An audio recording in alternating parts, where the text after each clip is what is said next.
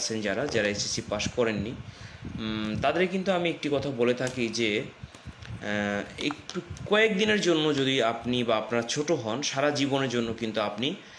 বড় থাকতে পারবেন। জাস্ট ফর এক্সাম্পল, আপনি একটা জিনিস দেখেন, যদি আপনি কোনো লেখাপড়া না করেন, সে আপনি 7 পাস অথবা 5 পাস, তা আপনি যদি আপনাকে যদি কেউ প্রশ্ন করে বা আপনি যদি কোথাও যান, যাওয়ার পরে কিন্তু আপনাকে জিজ্ঞেস করবে যে আসলে তুমি কতটুকু লেখাপড়া করেছো, তখন আপনি কিন্তু কথাটা কোনো অ্যান্সার করতে পারবেন না। অর্থাৎ আপনি কিন্তু তখন